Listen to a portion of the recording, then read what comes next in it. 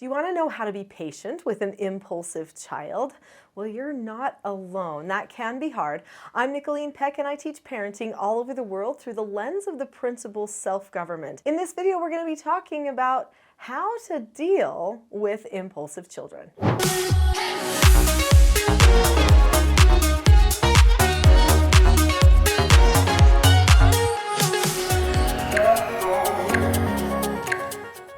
In this video, we're going to be talking about impulse control and what we can do when somebody is having a difficult time with impulse control. How can we be there for them when they are struggling so much? And is there something that we can do to help them with their impulse control issues?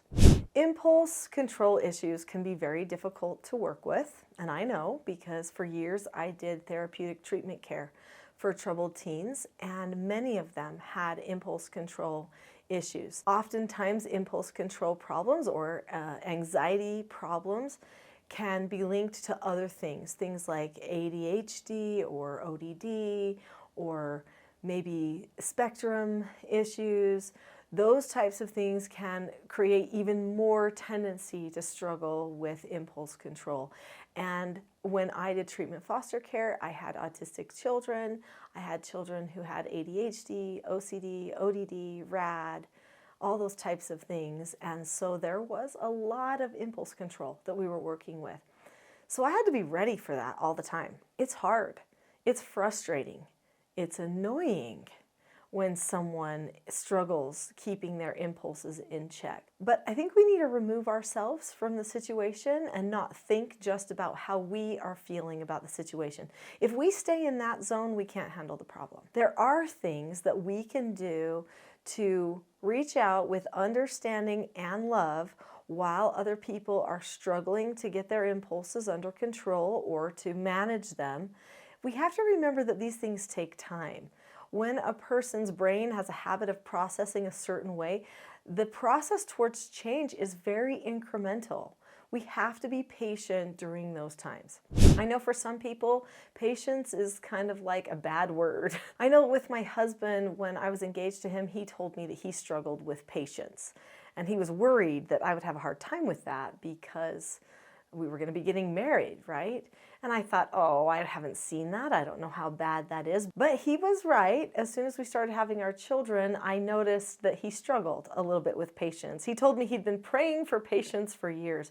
I can report that now after many years, and now we're grandparents, so we're in a different phase of life, my husband is actually very patient, and he ended up being, for the most part, a very patient father for his children. And even taking in the treatment children that we had, he was incredibly patient.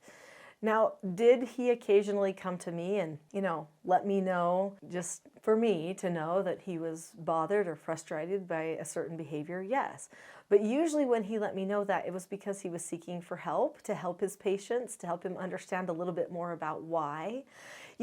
When you are struggling with patience, lots of times it's because you don't really understand a situation enough. When you understand a situation more, usually your patience grows. For my husband, that was definitely the case.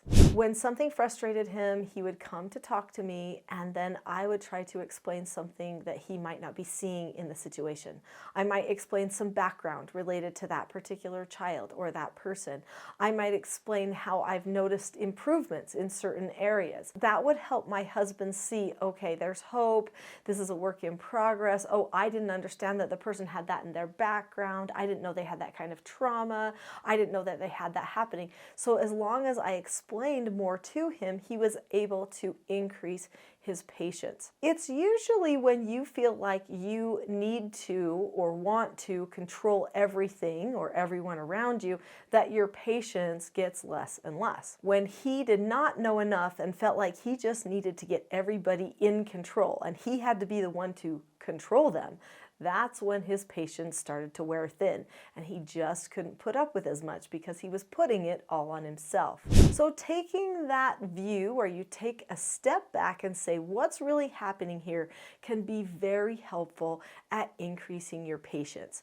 But there are other things that you can do as well. So here we are in the Teaching Self-Government channel, and if you've subscribed to this channel, then you've probably learned lots of skills and principles of self-government that can help you be more self-governed in your parenting and help your children to be more self-governed too. Well, there definitely are certain skills and principles of self-government that we need to keep in mind in order to help increase our patience and to teach our children to overcome some of their impulse control issues as well. First, let's talk about what the parents should do to increase patience. I've already mentioned some things. Learning why is a big one, but making a plan for yourself for calmness is another.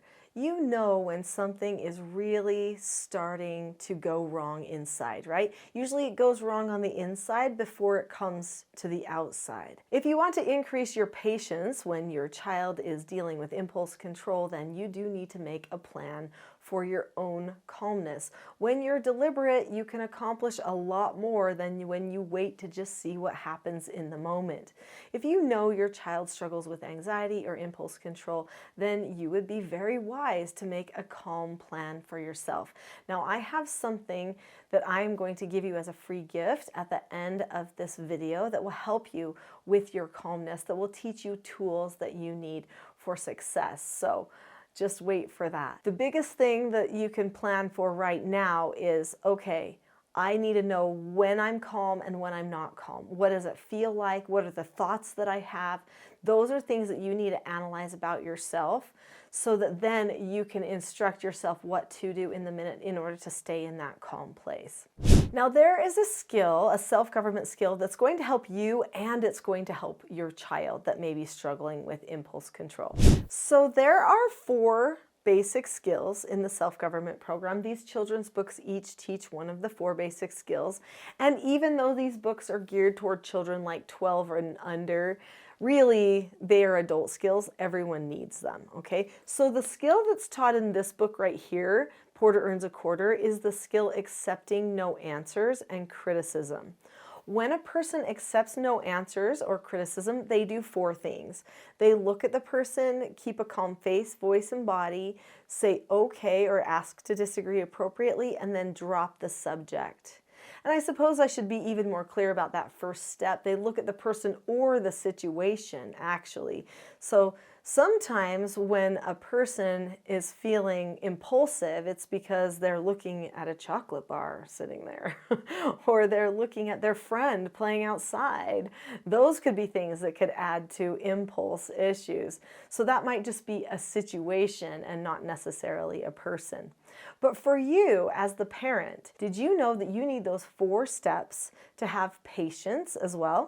When you tell yourself not to be impatient, you are essentially giving yourself a no answer. When you start feeling annoyed or frustrated or something like that, and those feelings are starting to come to the surface, you can tell yourself, no, the situation I'm seeing here is I'm getting annoyed or I'm getting frustrated by the impulse control issues, and I'm going to give myself a no. And then I'm going to say, okay, and then I'm going to drop the subject about it, which means I'm going to tell myself not to think about it anymore. Now, when you teach this skill to your child, you're going to teach them how to see certain things. Maybe there's certain triggers that usually fire those impulses. So then when they see that trigger thing or hear that trigger word, they're going to stop and say, wait, that's one of those triggers. That's one of my triggers. I'm going to tell myself no. And then I'm going to drop the subject, which for the child might mean that they need to walk away from a situation. You might need to do that for yourself as well. You'll want to teach the child all of the 4 basic skills. One of the other 4 basic skills is a great skill called disagreeing appropriately. This book here, Page Takes the Stage, teaches the skill disagreeing appropriately.